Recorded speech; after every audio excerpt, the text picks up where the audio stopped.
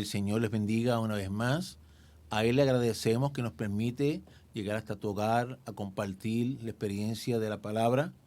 En particular, siempre enfatizamos en nuestro saludo a aquellos que aún no conocen de Jesús. Queremos que sepas que tú eres razón muy especial de oración.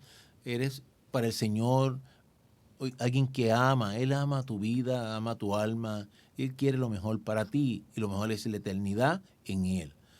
Este saludo recíbalo todos de parte de Iglesia Cristiana Berlején, Casa de Pan y Refugio, del Cuerpo de Ancianos y de todos aquellos hermanos que ponen sus corazones y esfuerzos para que esto sea posible.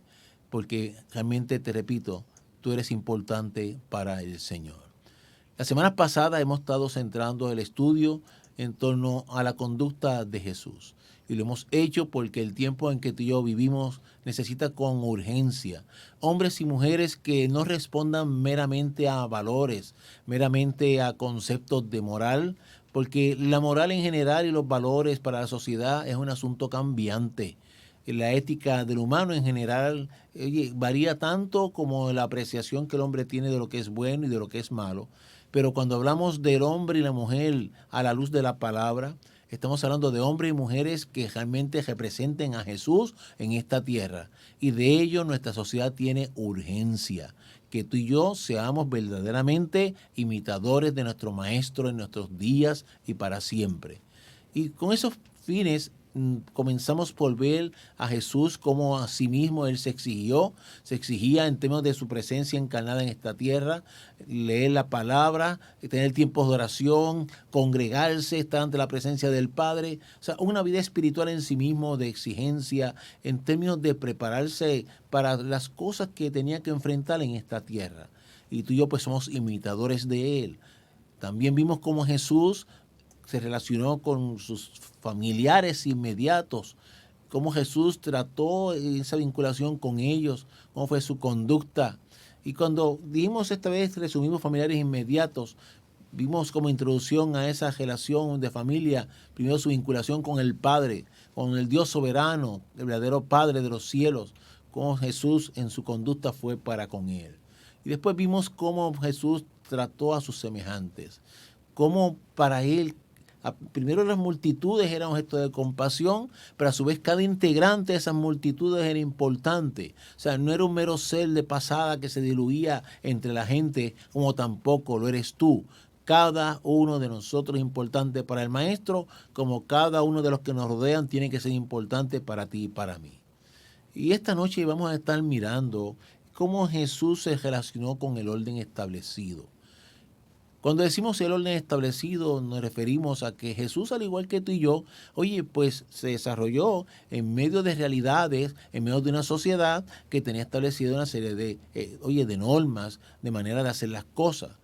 Pero dentro de esas normas y manera de hacer las cosas, vamos a ver cómo Jesús, también tuvo que enfrentar su vida ante normas que respondían precisamente al manejo que hoy día llamaríamos religioso, al manejo en el sentido de que eran normas que provenían muchas de ellas desde la ley mosaica, como la interpretaron los fariseos, como las reconocían luego el concepto del rabí en los tiempos de Jesús. Así que Jesús tuvo que lidiar prácticamente y su vida desarrollarla ministerialmente dentro de normas por todos lados. O sea, estaba rodeado de normas como estamos rodeados tú y yo. Y comencemos de inmediato para que el tema se enfoque en lo que queremos compartir esta noche.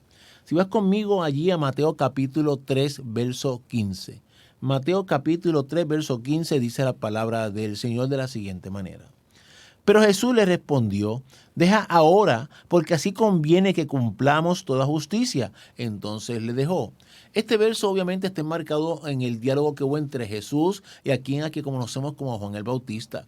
Allí llegó Jesús a bautizarse. Juan el Bautista, desde que lo vio venir, le reconoció, tuvo palabras de elogio para aquel que se acercaba, al punto que Juan dijo, mira, yo no soy digno de desatarle el calzado.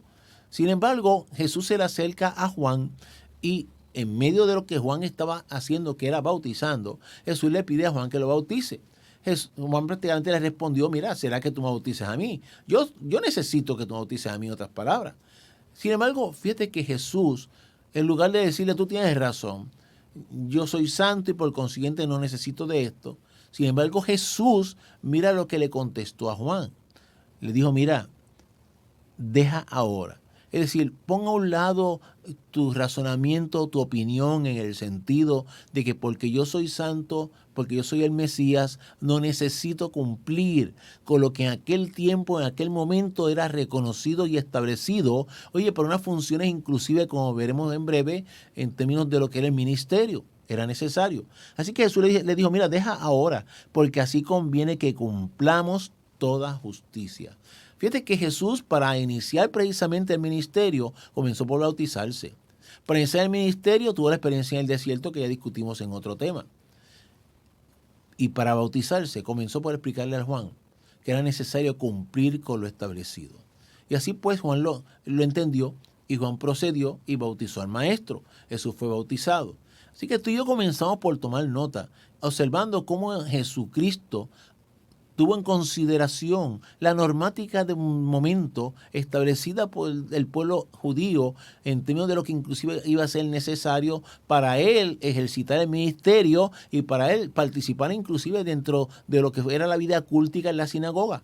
Dicho de otra manera, yo te adelanto que si Jesús no se hubiese bautizado, cuando fuera a la sinagoga a participar o a pretender participar, como lo era por ejemplo la lectura de la ley, le iban a requerir que se hubiese bautizado. De no hacerlo, pues definitivamente no podría aspirar a esa función. Así que observa cómo Jesús, sin definitivamente en su naturaleza necesitar algo, lo hizo para cumplir con todo el orden establecido. ¿Qué enseñanza nos da el Maestro con su ejemplo? Seguimos examinando la palabra en esos términos y vas a ver que Jesús no solamente en sí mismo respetaba el orden establecido, sino que invitaba a otros a cumplirlo. O sea, él lo hacía e invitaba a que lo cumplieran. Vaya conmigo a Lucas capítulo 5, verso 14. Lucas capítulo 5, verso 14. Y lee la palabra del Señor de la siguiente manera. Aconteció, 5:14, discúlpenme. Y él le dijo, o mandó, que no le dijese a nadie, sino ve, le dijo, muéstrate al sacerdote y ofrece por tu purificación, según mandó Moisés, para testimonio a ellos. La escena, un hombre sanado. Jesús sanó una vida. Y tras sanarla, mira lo que Jesús le instruye, le mandó. Fíjate cómo comienza ese verso, le mandó, o sea, es una instrucción.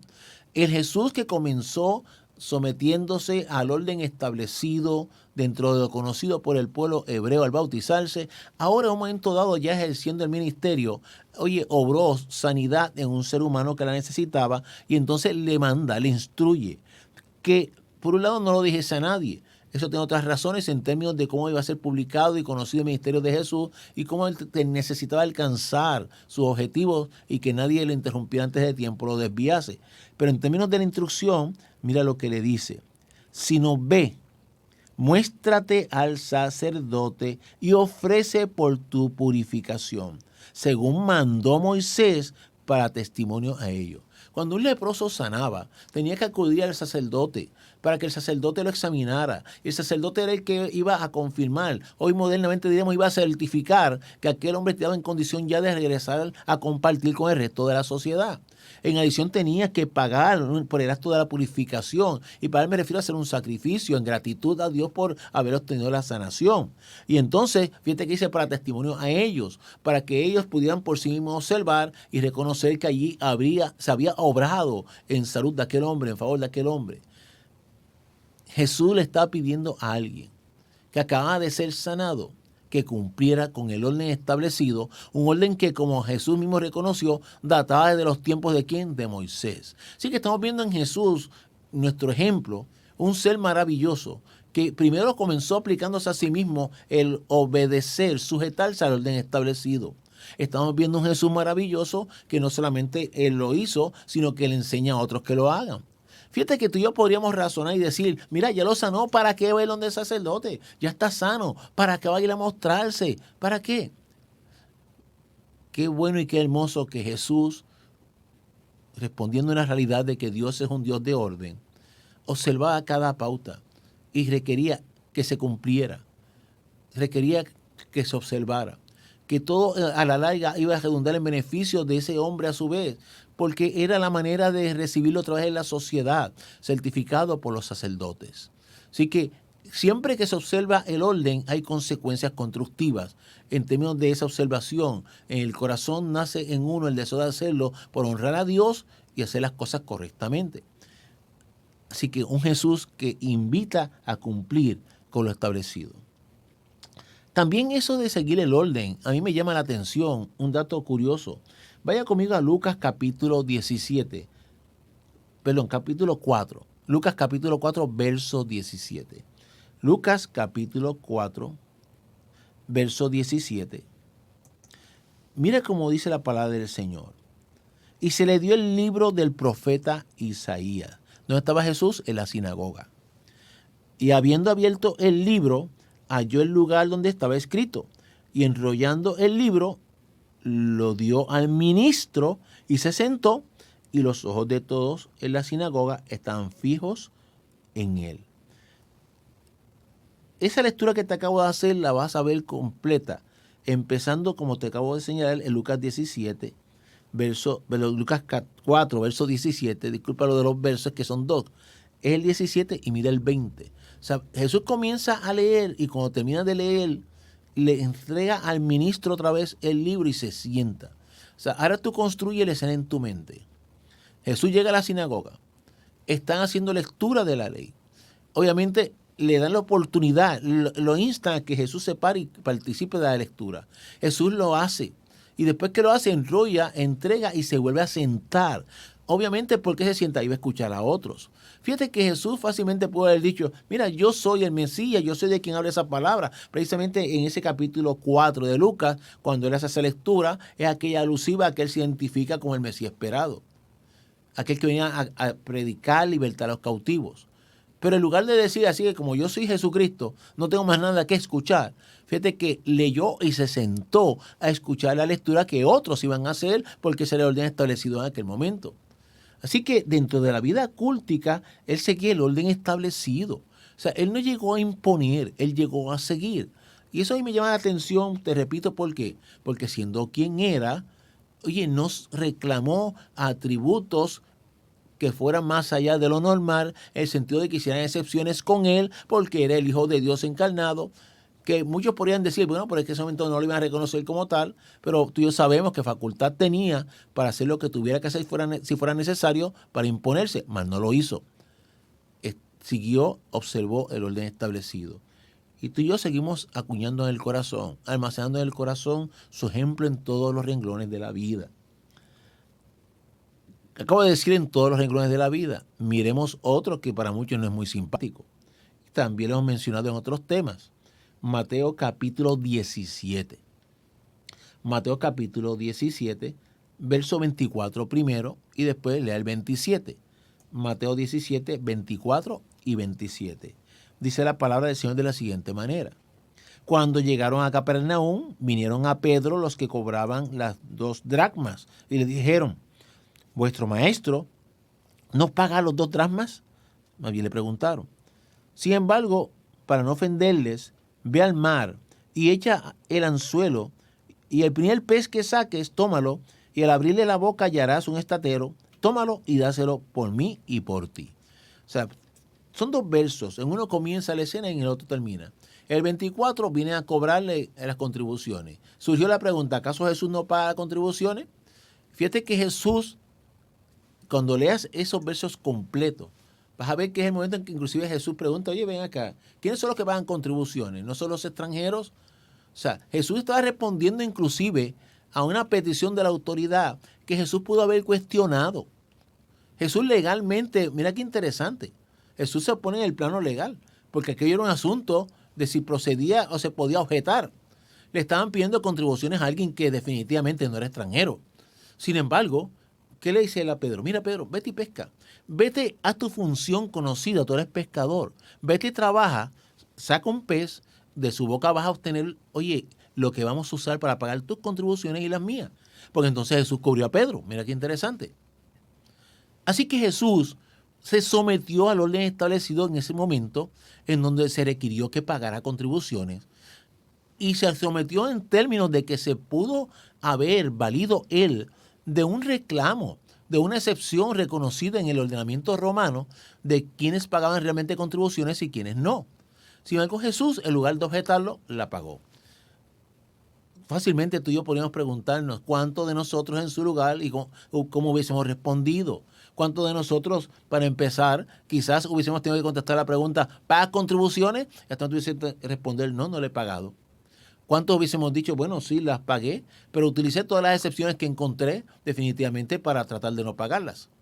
Yo te estoy diciendo que no utilice los mecanismos correctos para, pagar lo justo realmente. Pero es admirable cómo el maestro, inclusive como ahí señala, que es lo interesante, fíjate por qué Jesús actuó como actuó. Me refiero al verso 27. Sin embargo, para no ofenderles. Esa es la parte más particular que a mí me llama la atención. O sea, Jesús, en lugar de comenzar a objetar el asunto de si procedía el pago o no, a base de si era extranjero o no, para no ofenderle, o sea, él no quería lastimar el corazón de aquellos seres humanos. Aquellos en última instancia eran emisarios de una autoridad mayor. Estamos hablando de conducta.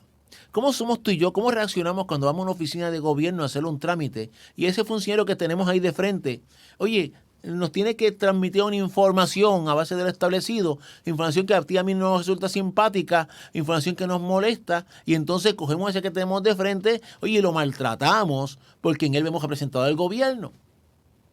¿Sabes? Están empleados como tú y yo y siguen instrucciones como tú y yo seguimos en otras áreas.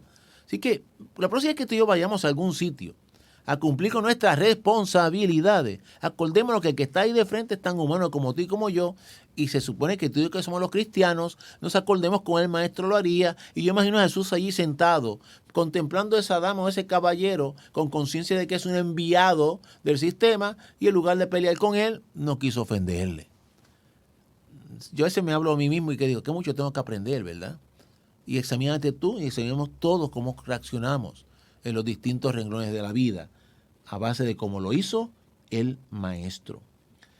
Fíjate que su posición ante el orden establecido nos lleva inclusive a ver cómo Jesús reaccionó en momentos ya más críticos. Ya no estamos hablando allí en la sinagoga cuando leía la ley, qué cosa hermosa. No estamos hablando cuando se bautizó para iniciar el ministerio. No estamos hablando de cuando pagó contribuciones, respondiendo a sus obligaciones, con cortesía y gentileza. Ahora vamos a hablar de cuando fue arrestado. Cambió el ambiente, cambió el panorama. ¿Y cómo respondió el maestro? Vaya conmigo a Mateo capítulo 26, verso 51. Mateo capítulo 26, verso 51 primero. Dice así: pero uno de los que estaban con Jesús, extendiendo la mano, sacó su espada e hiriendo a un siervo del sumo sacerdote, le quitó la oreja. En el momento de Jesús ser arrestado, se desenvainó una espada entre los que seguían a Jesús y desprendieron la oreja de un siervo de los que estaban arrestando al maestro. Pasa el verso 53 ahora. Mira lo que enseña la palabra con una pregunta. ¿Acaso piensas que no puedo ahora orar a mi Padre y que Él no me daría más de 12 legiones de ángeles? ¿Qué tiene que ver esta última pregunta con lo que comenzamos leyendo? En la escena del arresto del maestro, si la lees completa, una vez aparece aquella turba para arrestarlo, una vez se acercan al maestro y le van a echar mano. Allí salió la espada de uno de sus discípulos, ya conocidos por todos, y desprendió la oreja de un siervo de Malco. Y desprendida esa oreja, mira lo que hizo Jesús. Lo sanó. Le devolvió la oreja al lugar a aquel hombre. Aquel hombre que representaba la autoridad que venía a detenerlo. Aquel hombre que venía con aquella turba, que asistía a uno de los que estaba arrestando. Jesús lo sanó. Y no solo lo sana, sino que le dice a los suyos y a todos los que están allí: mira, si yo quisiera, yo oraría a mi Padre. Y mi Padre me daría, más de 12 legiones de ángeles. ¿Para qué? Para que lo defendieran allí. O sea, estamos hablando de un maestro que tenía toda la potestad, que tenía toda la autoridad, que pudo haber detenido aquello con tan solo pensarlo. Cuando me acuerdo esa frase que mismo Jesús utilizó, si por el dedo de Dios. ¿Qué comparación? O sea, por el dedo de Dios. De momento pensemos otra vez en esta escena.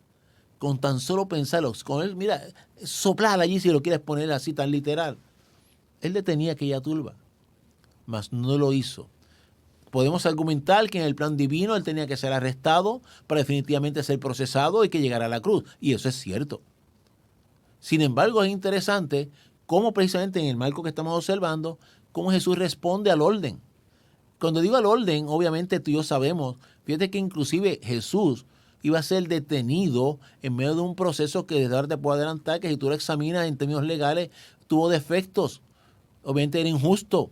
Inclusive trataron de depender de testigos falsos, testigos sobornados a quienes les pagaron. Sin embargo, con todo y eso, Jesús, en lugar de reclamar una posición contradictoria a esas realidades defectuosas del proceso, detuvo los suyos que trataron de defenderlo y se sujetó a quienes así lo habían detenido. Ya detenido, ya en medio del proceso, hay unas lecturas que son sumamente extensas, otras las voy a mencionar y hablaremos un poco del contenido y a qué nos referimos. Llamará esto un largo proceso judicial que sufrió Jesucristo. Lo vas a encontrar, primero, él es llevado ante las autoridades judías. Lo encuentras en Lucas capítulo 22, versos 66, por ejemplo, verso 71. Te leo los primeros solo como una ilustración de lo que queremos transmitir. Lucas 22, verso 66. Búscalo allí en la palabra del Señor. Lucas 22, verso 66. Dice la palabra del Señor de la siguiente manera. Cuando era de día, se juntaron los ancianos del pueblo, los principales sacerdotes y los escribas, y le trajeron al concilio diciendo. O sea que los judíos son los primeros que reciben al maestro y comienzan en su autoridad eclesiástica a evaluar al maestro, a procesar al maestro. O sea que Jesús comenzó por enfrentar las autoridades judías. Después que las autoridades judías, a su manera, pasaron juicio sobre él. Mira lo que dice el verso 71, en ese capítulo 22 de Lucas. Entonces ellos dijeron, ¿qué más testimonio necesitamos? Porque nosotros mismos lo hemos oído de su boca. Esa pregunta de qué más testimonio necesitamos tiene que ver con lo que ya te mencioné. Le pagaron hasta 2 hombres para que fueran a mentir. Mira qué tronco de proceso judicial. Sobornados para que mintieran. Sin embargo, Jesús mismo terminó expresando lo que ellos querían oír. Y Jesús lo hizo porque obviamente quiso. A conciencia de las consecuencias que iba a tener. A veces tú y yo nos quejamos de injusticia, nos quejamos de los sistemas, nos quejamos de tantas cosas. Jesús se pudo haber quejado de un proceso totalmente injusto, falso, construido. Sin embargo, obviamente tú y yo sabemos que había un plan divino envuelto, pero en la manera en que nos enseña cómo Él alcanzó y condujo cada paso para cumplir con ese plan divino, tenemos que seguir aprendiendo. Y Jesús, evaluado por las autoridades religiosas, si aquello hubiese sido lo único, como que era injusto, hubiésemos dicho, pues terminó. Pero de ahí, oye, lo pasaron a las autoridades romanas. Si buscas en Lucas capítulo 23, verso 1, por ejemplo, Lucas 23, verso 1 dice, levantándose entonces toda la muchedumbre de ellos, llevaron a Jesús a Pilato. Si lees el 5 de ese capítulo, pero ellos porfiaban diciendo, alborota al pueblo, enseñando por toda Judea, comenzando desde Galilea hasta aquí. De los judíos como religiosos lo pasan a los romanos como autoridad gubernamental. Y allá van con la historia de que él prácticamente era un revolucionario. Allá van, mira, como que era un agitador de masas. Y las autoridades romanas escucharon aquel asunto. Ponte en el lugar del maestro, o sea, primero te llevan a un sitio de noche donde vas a amanecer allí y si lees toda la historia, mira, injuriado, ofendido, escupido, maltratado. Entonces de ahí sácalo, ahora llevan donde los romanos para que lo evalúen y allá lo coge Pilato y comienza a escuchar a aquella gente otra vez, a aquella turba. Imagino a Pilato pensando, ¿qué le pasa a esta gente con este hombre? Y Jesús allí sumiso. Oye, esa entremezcla entre la autoridad romana y la autoridad judía sigue aumentando. Y tú sigues leyendo en Lucas capítulo 23, versos 13, verso 25, todo ese capítulo si lo deseas, vas a encontrar cómo entonces comienza a interaccionar la autoridad religiosa, la autoridad política y el pueblo, todo el mundo pidiendo algo. prácticamente que acabaran con Jesús. Así que Jesús fue, vamos a decirlo así, víctima de un proceso largo, extenso, tortuoso, maltratante. Y con todo y eso tenemos que aceptar que se sometió, se sujetó. De hecho, en un momento dado, él usó una frase profunda. Él dijo, mira, nadie me quita mi vida, yo la pongo. Su autoridad él seguía teniéndola. Recuerda que él seguía siendo 100% Dios, 100% hombre. Pero se sujetó con tal de cumplir con unos propósitos. Quizás tú me puedes decir esta noche, bueno, eso mismo, Jesús se sujetó a un maltrato, se sujetó a unas cosas porque tenía que morir en la cruz. Pero cuando yo estudio la palabra y pienso en cumplir con unos propósitos, yo me pregunto, ven acá, ¿y qué propósito puede haber en que siendo yo objeto de un proceso, mira, entiéndase por un proceso cuando necesito un permiso para algo, para operar un negocio, para sacar la licencia de conducir, mira, el que sea, tú y yo somos objeto de un proceso, todos son procesos. Y aunque yo tengo una finalidad que es obtener, por ejemplo, una licencia, en el transcurso de ese proceso, independientemente de cuánto me lo faciliten o no, oye, hay gente observándome, hay gente mirándome, el que te está atendiendo, oye, el otro que está allí también esperando. Entonces, ¿cómo reaccionamos tú y yo ante aquello que nos parece injusticia, ante aquello que nos parece malos tiempos? La gente nos está observando y ahí tenemos que tú y yo enfocarnos. ¿Cuál es el verdadero propósito? ¿Sacar la licencia o dar testimonio en esta tierra de que voy para el cielo? ¿Cuál es mi propósito real? ¿Conseguir un permiso para operar un negocio o dar testimonio en esta tierra de que los negocios de mi padre me es necesario estar? Son los momentos en que no podemos desenfocarnos. Tú y yo como hombres y mujeres de Dios siempre tenemos que tener bien clara nuestra visión puesta en el objetivo real y verdadero. Como decía el apóstol Pablo, mira, prosigo hacia mi meta. Y mi meta es Jesucristo, el premio supremo llamamiento es Jesucristo. O sea, que no importa en qué proceso tú estés inmerso en esta tierra, y no importa cuán injusto te parezca, no importa cuán agobiante, tú y yo nunca podemos perder de perspectiva que hay ojos que nos observan, ojos que miran. Y si realmente tú y yo logramos sembrar en los corazones que nos observan, que el que tiene a Cristo en el corazón genuinamente, oye, está vivo. Oye, de verdad es una buena, no hay mera imitación, es un buen reflejo de Jesús. Eso siembra en los corazones que observan y los ponen a pensar, los ponen a reflexionar. ¿Cuán feliz tú te vas a sentir cuando llegues al cielo y en lugar de haber obtenido rápido una licencia de conducir, quizás te digan en el cielo, mira, ese que está aquí producto de que te vio cómo te maltrataron, vio cómo inclusive te lo pusieron difícil, pero también vio cómo tú reaccionaste y eso le impresionó y lo puso a pensar. ¿Y por qué este hombre reaccionó así? ¿Por qué esta mujer reaccionó así? Porque lleva a Jesús en el corazón. Así que más que meternos en situaciones detrás de una finalidad inmediata que son necesarias para esta tierra, no nos olvidemos que hay una finalidad que tiene repercusiones mayores en esta tierra, que es la eternidad, y es lo que las almas que nos rodean, de ti y de mí, puedan recibir aún en esos tiempos adversos. Así que hasta aquí que podemos mirar en términos del maestro. Fíjate cómo Jesús se sujetó al orden establecido, empezando desde el día que se bautizó hasta realmente ¿dónde? Hasta la cruz. Porque según el orden establecido en un momento dado, en la medida en que definitivamente, aunque fuera injusto como es un hecho, fuera procesado, lo que le esperaba era la pena de muerte y la cumplió. ¿Qué mucho tenemos que aprender del maestro? ¿Cuántos ojos de los que vieron a Jesús allí tuvieron que reaccionar, tuvieron que razonar? Como vimos, por ejemplo, en el caso de su familia, yo pienso en los mismos hermanos que al ver cómo el maestro reaccionó, los que de él se burlaron terminaron esperando después de que él resucitara el derramamiento del Espíritu Santo allí en el aposento alto, porque entendieron que aquello no era un aguaje, aquello era genuino. Como los que te sirven a ti y a mí entienden que esto no es de aguaje, sino que es genuino, porque precisamente en todo tiempo que nos encontremos, seamos los mismos.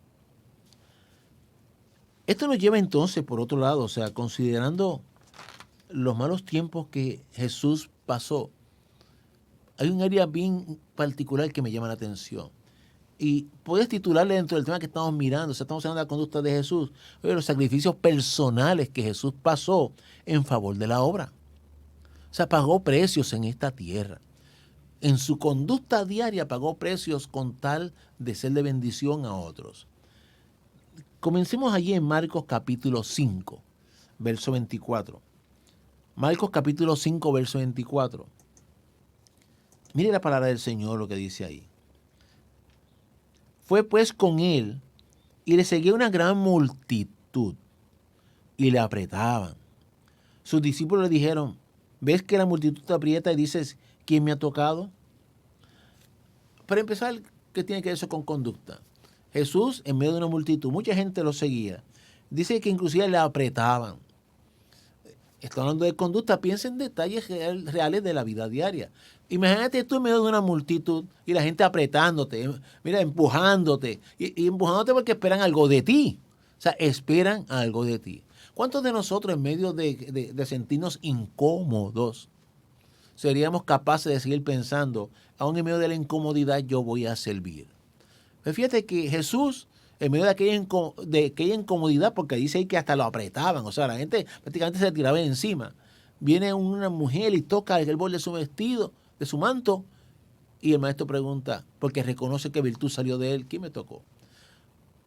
Si ligas esto con lo que ya hablamos de cómo era con las multitudes, fíjate que en medio de tanta gente, él tuvo presente que un ser humano se le acercó y obtuvo de Jesús bendición por tocar su manto.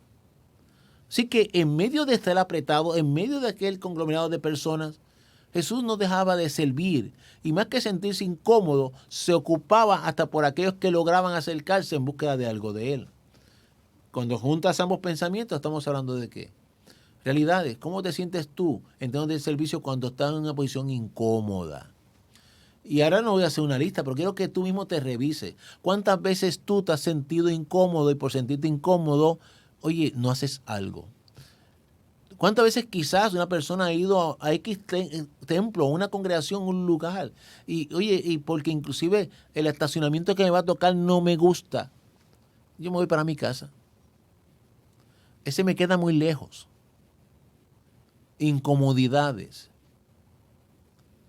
Yo siempre comparo la calidad del servicio con cómo somos en la vida. Me siento mal y me dicen que el único medio que me pueda atender queda en un lugar que cuando llego no hay parking, tengo que dejar el carro en una estación todo lejano y hasta caminar 2 bloques porque voy a llegar a la oficina del médico tal que me va a dar una receta. Eso lo hago. Aunque sea incómodo a la distancia, estacionarme, pagar el parking, hasta me mojo si es posible. Pero ir a un templo donde el estacionamiento me toque lejos y tenga que caminar, mejor yo me quedo en casa. Yo me lo voy a ver por televisión. Yo solo te pido que tú y yo hablemos nuestra forma de ser comparando con la de Jesús. En otro renglón, mira en Marcos capítulo 2, versos 1 y 2. En esto de pagar precios del maestro por servir, por ser útil. Marcos capítulo 2, versos 1 y 2. Dice así. Entró Jesús otra vez en Capernaum después de algunos días y se oyó que estaba en casa. Métete tú en aquella multitud. Llegó a los oídos que Jesús estaba en su casa, en la casa de Jesús. ¿Ok? Estaba en casa. E inmediatamente se juntaron muchos. De manera que ya no cabían ni aún a la puerta. Y les predicaba la palabra. O sea, piensa la escena. Jesús llega hasta la casa. ¿De dónde vendría? Lee la palabra completa. Siempre estaba haciendo algo, recorriendo, enseñando, sanando, etcétera. Llega hasta la casa y enseguida escucharon, mira, llegó hasta en su casa. Usualmente, ¿a qué tú crees que iba Jesús a la casa? ¿A qué tú vas a tu casa? Mira, a reposar, a atenderte, a asearte, etcétera, comer. Pero según llegó Jesús a la casa, llegó una multitud detrás. Y no eran 2 ni 3, dice que ya ni no cabían en la puerta. ¿Cuántos de nosotros cuando llegamos del trabajo nos sorprendan personas con necesidades? ¿Cuántos de nosotros, vamos a ser honestos, quizás por aquí lo que nos pasa es decirle, hagan un favor, váyanse y vengan otro día? No es que acabo de llegar, y son realidades, estás cansado. Pero fíjate cómo Jesús reaccionaba cuando, yo le llamo esto, la necesidad le llegó primero, o la necesidad le siguió, o la necesidad lo asaltó. Aunque aquello parecía incómodo, dice que entonces les predicaba. Recibía a las personas en el momento donde con ellos se cruzaba. Esa era su forma de ser. Y quizás tú me digas, bueno, esa era la de él. Recuerda, él nos dijo que aprendamos de él, que es manso y humilde. y nos instaron a que imitemos a quién, a Jesús. Y la palabra nos insta a que seamos a su imagen y semejanza. Así que esto no se trata meramente de que él era así. ¿Y yo qué? Pues mira, por el contrario, yo no quiero ser distinto a Jesús. Yo no quiero que tú seas distinto a Jesús. Yo quiero que tú seamos como Jesús. Mira otra área de su vida en términos de cómo atender. En ese mismo marco que estamos leyendo, capítulo 2. Mira los versos 1 hasta el 5. O sea, ahora prolongamos la lectura. Marcos capítulo 2. Versos 1 al 5. Mira cómo dice la palabra. Lo leo desde el 3 por haber leído hasta el 2. Entonces vinieron a él unos trayendo un paralítico que era cargado por 4. Y como no podían acercarse a él a causa de la multitud, recuerda que ya dijimos que hasta de la puerta había gente, descubrieron el techo de donde estaba y haciendo una abertura bajaron el lecho en que yacía el paralítico. Al ver Jesús la fe de ellos, dijo al paralítico: hijo, tus pecados te son perdonados. Amado hermano, ponte en el lugar del maestro. Llegaste a tu casa cansado de trabajar, posiblemente hasta con hambre. Llegó aquella multitud detrás de ti y tú lo recibiste. Y comienzas a predicarle. Y ahora súmale algo. Llegan cargando un paralítico y sabes que no cabía ni por la puerta. O sea, había mucha gente antes de llegar a accesar la puerta. ¿Y sabes lo que hicieron? Se te pararon encima de tu casa. ¿Y sabes lo que prosiguieron? Te hicieron una abertura en el techo de tu casa. ¿Cuántos de nosotros diríamos: oye, espérate, ¿qué tú estás haciendo? En mi casa, o sea, tras que no me dejan descansar, tras que no he comido, tras que llegaron detrás de mí, ahora también me están rompiendo el techo donde estoy. No, mire, definitivamente, váyanse. Oye, mira lo que hizo Jesús. Admiró la fe de ellos. Dijo, wow. Obviamente tú y yo como humanos quizás diríamos: eso no me lo esperaba. En lugar de cuestionarles por el daño que estaban ocasionando aparentemente, daño material, el techo de la casa, admiró la fe y obró en la vida del que necesitaba. ¿Cuánto tenemos que aprender de Jesús? Pues cuando aplicamos eso a nuestra realidad. ¿Dónde es el culto? En tal sitio. ¿Y cómo es la cajetera? Está malita. Y mi carro es nuevo. Deja si consigo pon con un hermano. ¿Qué hay que hacer? Mira, necesitamos transportar. Mira, a este ambulante hay que llevarlo al hospital. ¿En dónde? En mi carro. Eso me daña el carro. No te quiero hacer ese tono insonante irónico. Solo quiero que pensemos en realidades de la vida. Que quiero servir hasta aquí. Hasta que esto no ligue con que me vaya a dañar mis cositas o que no interfiera con lo que tengo. Que el Señor nos dé visión y valoremos lo importante, lo que realmente es importante en la obra. Y que aprendamos del Maestro en cómo estuvo dispuesto a convertir su casa prácticamente.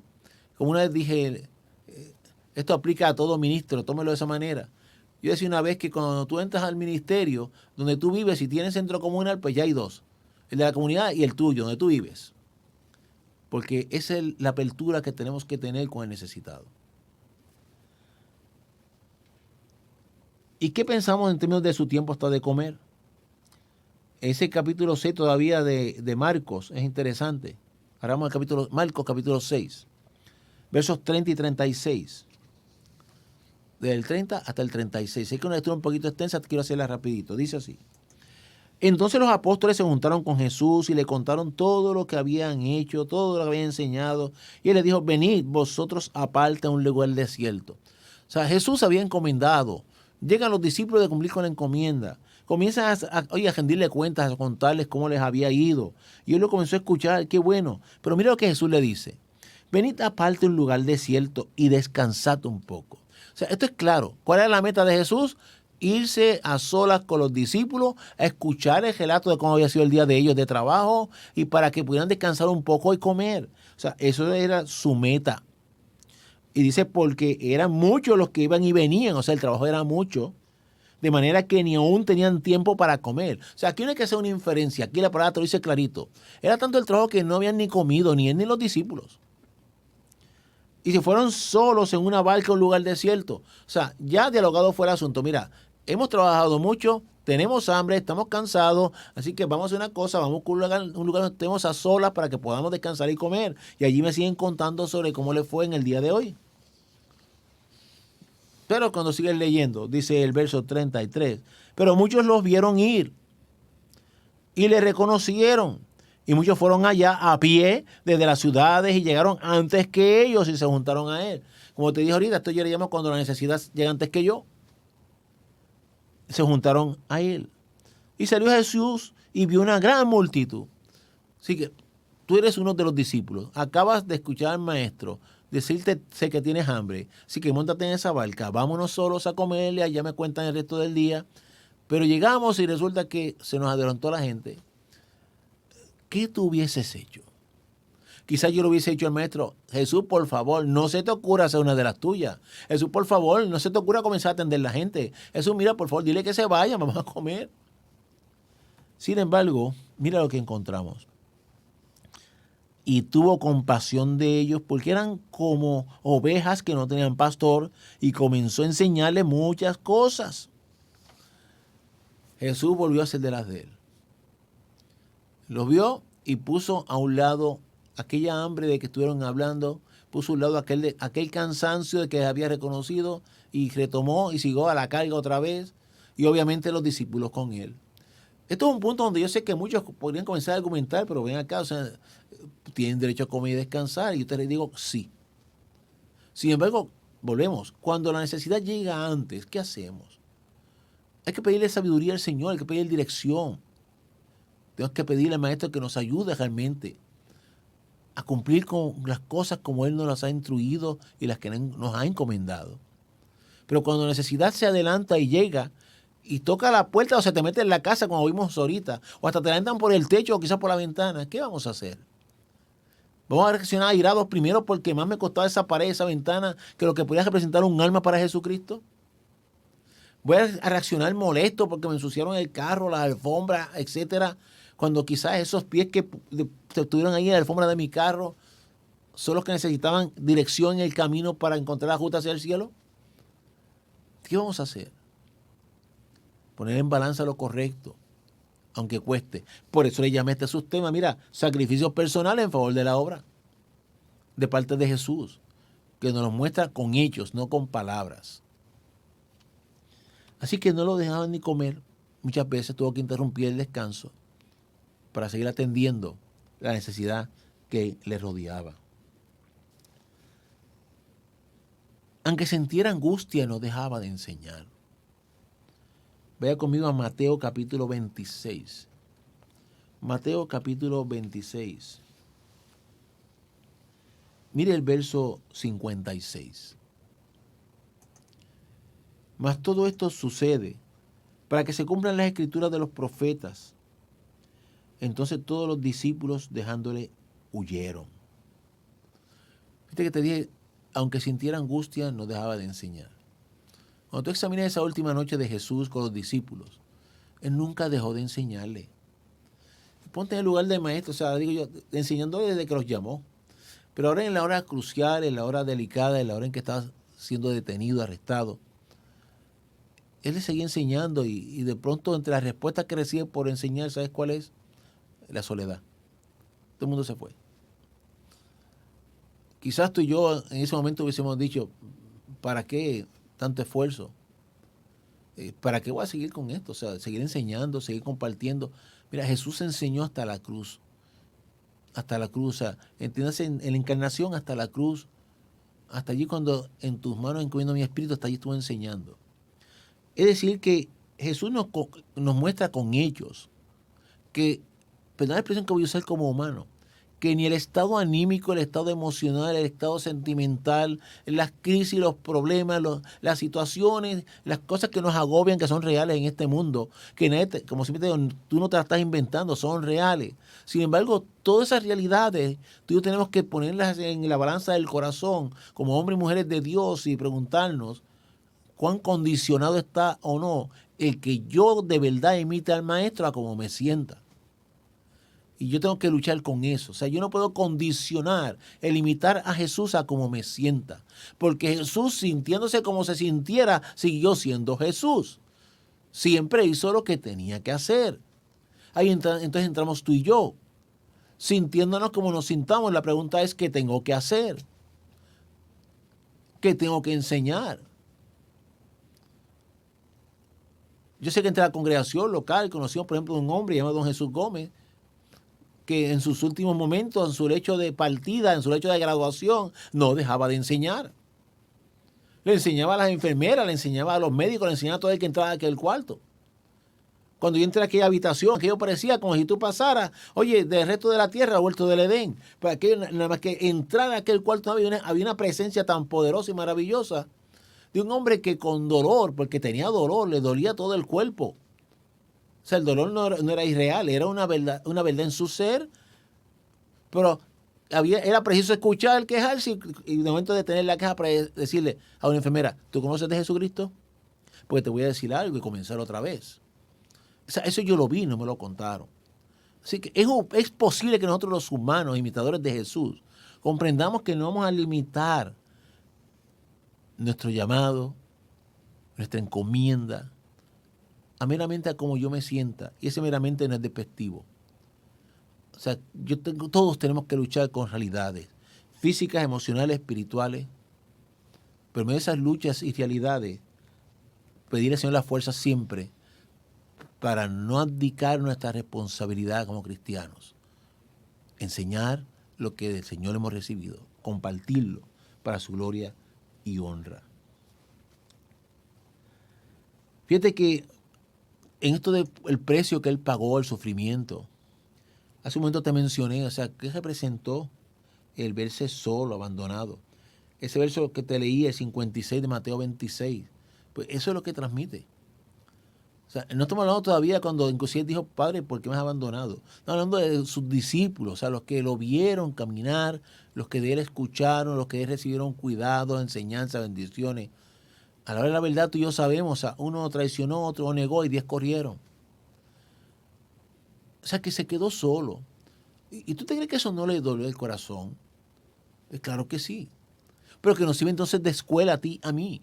Las muchas veces que tú ya te hayas podido haber encontrado en ese tipo de cuadro, te hayas podido encontrar en momentos en que, adiós, pero entonces, ¿para qué me esforcé en favor de X personas, de aquellos, etcétera? Si a la hora de la verdad, en determinado momento, es como si te diera la espalda. Acuérdate del Maestro, acuérdate de Jesús. Y lo imitemos aún en eso.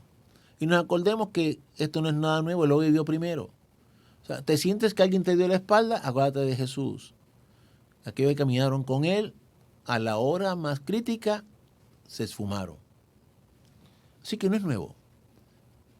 Y sin embargo, estaban incluidos en aquella expresión que hizo desde la cruz. Perdónalos porque no saben lo que hacen. Perdona a todo el mundo, como era Jesús, el encarnado. Puedes incluir entre esos que llevaron dolor al corazón en ese momento, a pesar de la lealtad prometida. Porque recuerda que los discípulos le dijeron al maestro. ¿Te acuerdas que el diálogo cuando Jesús escuchó a Pedro decirle, mira, me tienen que matar para yo negarte? Cuando lees bien los pasajes, los demás dijeron lo mismo, se unieron a Pedro en la voz. O sea, hicieron un coro, declarando fidelidad, lealtad. Y ya vimos, lo dejaron. Y de Pedro ni hablar, porque Pedro en particular, ¿qué ocurrió? Tú y yo sabemos. Lucas 22, 61. Lucas capítulo 22, verso 61, dice la palabra del Señor de la siguiente manera. Entonces, vuelto el Señor, piensa esta escena en tu mente. Entonces, vuelto el Señor, miró a Pedro. Imagínate Jesús mirándonos. Ahora ponte en el lugar de Pedro. Tú y yo somos Pedro. Miró a Pedro y Pedro se acordó de la palabra del Señor que le había dicho, antes que el gallo cante, me negarás 3 veces. ¿Qué escena? Yo imagino a Jesús vuelto así, está siendo ofeteado, sangrando ya, espinas puestas en la cabeza, siendo injuriado, burlado. Y de momento me imagino al Señor mirarse así de ladito y fijar los ojos en la mirada de Pedro. Y Pedro verlo así entre el revolú de la gente y ver en su mirada cuánto le está diciendo Jesús en silencio. Pedro se acordó. Pero se acordó como en todo Jesús se lo advirtió, me vas a negar. Pero se tiene que haber acordado que el Padre le dijo, no, primero me tienen que matar. Pero cayó en una realidad Pedro. El maestro, como siempre, no se equivoca. Pero entonces volvamos al maestro. ¿Cómo se tiene que haber sentido Jesús ante aquellos que le juraron lealtad? Te dirá, bueno, pues era Jesús, sabía que iba a ocurrir. ¿Y tú te crees que eso elimina el sentimiento? ¿Crees que por saber lo que iba a ocurrir no se excluye el dolor? No. Había sentimientos. Así que pienso que en esa mirada cuántas cosas Jesús le tiene que haber dicho a Pedro, incluyendo te amo. Como nos mira a ti y a mí y nos lo dice todos los días. Él nos ama. Que nos ayude que en nuestra mirada, cuando se crucen nuestras miradas, Él no tenga que decirnos, oye, tu conducta no se parece a la mía. Por el contrario, que nos sintamos en un privilegio, que nos mire reconociendo que cada vez caminemos más similar a Él. Fíjate que si llegamos al punto máximo del precio y los sacrificios personales que Jesús pagó dentro del concepto de conducta por servir, vaya conmigo a Lucas 23. Lucas 23, leemos los últimos versos de esta ocasión.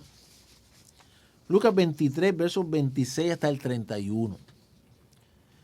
Y llevándole tomaron a cierto Simón de Cirene, que venía del campo, y le pusieron encima la cruz que la llevase tras Jesús. Y le seguía gran multitud del pueblo y de mujeres que lloraban y hacían lamentación por él. Ve observando que un grupo de personas iba llorando detrás de aquel hombre que cargaba aquella cruz y ahora auxiliado por un tal Cirene. Pero Jesús, vuelto hacia ellas, mira cómo el maestro vuelve a mirar las personas. Vuelto hacia ellas les dijo, hijas de Jerusalén, no lloréis por mí, sino llorad por vosotras mismas y por vuestros hijos. Porque aquí vendrán días en que dirán, bienaventuradas las estériles y los vientres que no concibieron y los pechos que no criaron. Entonces comenzarán a decir a los montes, caed sobre nosotros, y a los collados cubrirnos. Porque si en el árbol verde hacen estas cosas, en el seco, ¿qué no se hará? Me llama la atención, hablando de la conducta del maestro, que fíjate que en el momento en que lo que tú y yo esperaríamos en él, que es dolor, o sea, dolor físico, dolor emocional, dolor espiritual, o sea, ya pasó todo ese proceso que te hablé, injusto ante los religiosos, los judíos, los políticos, los romanos, el pueblo. Ya pasó todo eso, ahora va con la cruz rumbo a que llegan a aquella cruz al cual lo iban a clavar para entonces exhibirlo públicamente. Tenía que haber dolor. Y ya vimos la frustración de ver que los hijos corrieron y lo negaron. Y Jesús escuchó unas mujeres llorando y se volteó otra vez y las miró. Y fíjate lo que dijo, no llores por mí. ¿Cómo tú y yo podemos entender eso? O sea, somos imitadores del maestro, estamos sufriendo, algo nos duele, alguien te dio la espalda, como decían hace unos momentos. Sin embargo, tú te volteas a los demás, a los que te están observando. Repasa todo lo que hemos compartido en esta hora. Te volteas a aquel que te está atendiendo en una oficina de gobierno. Miras a aquel que quizás te ha hecho una injusticia. Y piensas, y a los demás que están observando, quizás alguien que hasta dice, ay bendito, cómo te están tratando. Y lo que le dicen, por mí no te preocupes, preocúpate por ti, preocúpate por los demás, preocúpate por el que no conoce, preocúpate por aquel que está sin Cristo en el corazón. O sea, el verdadero dolor en la vida es sinónimo de la ausencia de Cristo en un alma. Eso sí que es doloroso. Jesús, a pesar de lo que sentía en su ser, no dejaba de pensar por el que no conoce. Igual tú y yo, por eso te decía hace un rato atrás, tenemos que ir por encima de cómo nos sintamos en términos de no dejar de hacer. Porque el servir no está condicionado a lo como yo me sienta. Está condicionado a la realidad del propósito por el cual yo sirvo. Y entonces somos instrumentos de salvación al que no conoce. Somos instrumentos de exaltación al que hemos conocido. Y eso no puede estar condicionado a mi estado de ánimo. Si tengo salud, yo te voy a proclamar. Si no, no cuentes conmigo. Si tengo fuerzas, oye, le diré a otros que tú salvas. Si no, pues no cuentes conmigo. Ese no es el mensaje que me enseña la Escritura y menos el ejemplo que Jesús me dejó. Mirar a aquellas mujeres y decirle, mira, por mí no lloren. Lloren por ustedes mismas y lloren por los suyos, lloren por los que vienen tras de ustedes, porque los tiempos que se avecinan van a ser dolorosos, van a ser más difíciles. Remóntate, oye, hacia atrás cuando Jesús estaba hablando y de momento vuelve y mira el presente donde estamos tú y yo viviendo. Y de estos tiempos Jesús estaba también contemplando lo que habría de suceder. Tiempos difíciles, tiempos de preocuparnos por lo que ocurre en los que nos rodean, porque a la medida en que el tiempo avanza, almas que no conocen están más cercanas a su fin, que para eternidad es muerte. Eso nos tiene que ocupar el corazón y doler en el alma. Así que no lloren por nosotros, lloren por los que no conocen. Lloremos nosotros por ellos que no conocen. Y Dios, el Señor nos ayude cada vez más a imitarnos a Él, aunque eso implique sacrificios personales en favor de la obra. Vamos a orar por esta ocasión. Jesús, gracias te damos por esta experiencia que en ti vemos día a día y queremos acuñar en nuestro corazón para ser imitadores genuinos de ti. Señor, bendice a todo el que nos ha escuchado. Trae a su vida, oh Dios, esa necesidad de buscar más de ti, ser como tú, Jesús. Señor, a todos, por favor, bendíceles. Y si hay alguien que aún no te conoce en particular, que Señor siga la palabra allí trabajando en su alma. Que esta noche en el descanso tenga que pensar y reflexionar. Y se acuerde de palabras como esa que Jesús invitó a llorar por ellos, porque el que no conoce es motivo de llanto. Y a los demás, Señor, fortalécenos para seguirnos pareciendo a ti día a día. Y aunque el tiempo, Señor, siga arreciando, deteriorándose, empeorando, nosotros, por el contrario, sigamos brillando, Señor, y con más ahínco, proclamando que esto es de verdad. En tu hermoso nombre Jesús lo suplicamos. Amén. Recordándoles que Dios mediante mañana a las 7:30 tenemos en la Casa del Señor experiencia cúltica con los jóvenes adultos donde alabamos, adoramos, compartimos el pan que Dios sirve en la mesa. El viernes nuestra juventud hermosa a las 7:30 se reúne en la Casa del Señor nuevamente. Están teniendo una experiencia preciosa en donde seguimos alabando y adorando y formando esos corazones de la juventud. El sábado, Dios mediante, las Águilas de Cristo. Oye, una población hermosa en términos de la población adulta que a conciencia exhorta, alaba, adora y sigue también enfrentando unas realidades, etapas de la vida. Yo le llamo cada vez más, nos acercamos a la graduación, pero hay que estar más listos. Y el domingo, a las 8, primer culto en el estacionamiento, a las 9:15 la escuela bíblica, 10:30 el segundo culto. Para esta última experiencia, recuerda que tienes que registrar 787-949-1741. El Señor les continúe bendiciendo, tengan una hermosa noche y a conciencia pareciéndonos más a Jesucristo. Dios te bendiga. Jesús, gracias por la oportunidad que me concediste. En tu hermoso nombre hemos orado. Amén.